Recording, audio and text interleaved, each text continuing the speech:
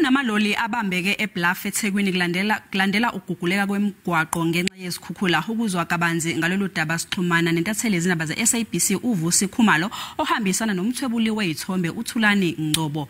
Vusi, sikwamukele ezindabeni zasemini. Sitshele ngalamaloli abeyakuphi? Yebo, impela ukusebenza kwamaloli kusaqhubeka nakuba kungaqhubeki ngendlela le ejwayelekile ezinye insuku ejwayelekile, kodwa ngenxa yokuthi indawo le kuthiwa iseBayhead kwi-terminal yalapha Port of Durban okuyiyona ematasa kakhulu ke lapha kwi-continent ngathi izwenikazi eAfrica. iPort of Durban yona enkulukazi, kodwa ke ngenxa yokuphazamiseka kancane kube khona ngomsombuluko kube sekuxoxa ukuthi akusetshenziswe indawo elaka eBluff ukuze umthamo wemoto kanjalo futhi namaloli akwazi ukusebenza uzothatha impahla ayithulula aphinde futhi athatha nenye impahla ekhona lapha echibeni elalapha eThekwini. Kodwa ke isizwe kabanzi umnumzana Moshe Motlokhe oqhamuka lapha enhlanganweni ngathi inkampani Intrustness yazi inkampani le engaphansi kahulumeni uzosichazela kabanzi ngeinhlelo zabo ke khona ukuthi ukuphazamiseka ukuhamba kwama truck khona kumi kanjani. Mnumzane sikwamukele lapho SABC 1 ezindabeni kuhamba kanjani ngenhlelweni inhlelo kakhulukazi ezithinta ezokuthutha la? Ngiyabonga, sibonga ithuba ukuthi sikhulume nomphakathi. Okwangempela ukusukela ngomsombuluko mabe sinale problem esinayo eBayhead Road.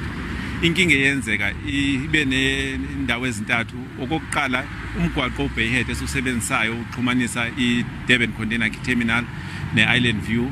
Iyaba nendawo la kube khona iwashaway, ibridge about 30 meters yasuswa ngamanzi. Kwasho ukuthi ke manje le ngxenye seyisele umgwaqo ayikho strong enough ukuthi singavumela ama trucks, kwafanele ukuthi simise kancane ukusebenza. Okwesibili abantu bethu abebefuna uze emsebenzini abakhona ngokuze emsebenzini ngendaba ukuthi bekunzima ukumove from la bahlala khona. Okwesithathu ugesi besingenawo, ama substation ayengene ngamanzi.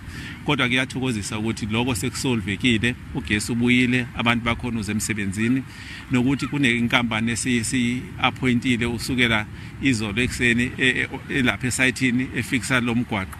Lo mgwaqo sowufixa ngeziteji ezimbili. Okokuqala nje ukuthi sisebenze ube strong ube stable khona ukuze ingxenye lesele engahambanga sizoyivula mhlambi ngolwesibili njalo khona ukuze ama trucks aphinda usebenzise ukuza eIsland View nase Container Terminal. Ngifuna ukusho ukuthi isibalo sama trucks azohamba lapho akazufana nokujwayelekile kodwa azoba maningi kunamanje. Okwesithathu kuzoba kulapho lo mgwaqo fanele siwenze kabusha complete from scratch. Izothatha isikhashanyana ke leyo ukuthi siyenze, kodwa siphinde sabona nomnye umgwaqo esiubiza ukuthi service road.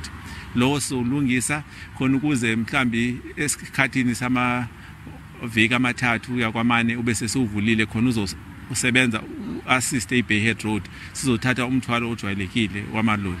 Esiye siyakwenza ke ngobona ukuthi sibucaye makuza kwipetrol nediesel nejet fuel.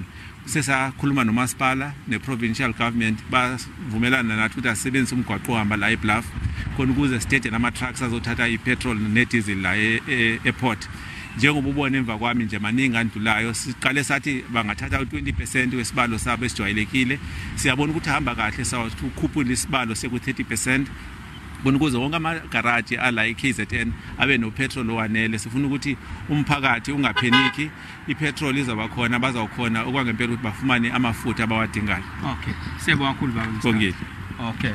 Yes, lona ke mnumzane Motlokhe eqinisekisa ke labantu kakhulukazi eNingizimu Afrika kakhulukazi lapha eThekwini ngoba bese kuvele kukhona uvalo ngokushoda kapetrol endaweni eziningi zalapha eThekwini. So uyaqinisekisa ukuthi cha upetrol uzobe khona amaphaphu phansi emagaraji amaningi ngoba siyabona imoto ziyadlula kakhulukazi amaloli okuyiwona athwala upetrol ayakwazi ukuphuma nongena azocosha lapha upetrol azokwazi ukuthi afake kumagaraji amaningi bese vele sephelelo petrol. Ngalokho sibonga kakhulu sibuyela kunini eMumvi Studio. uVusi Khumalo ubesibikela eseBluff eThekwini. Asibonge Vusi.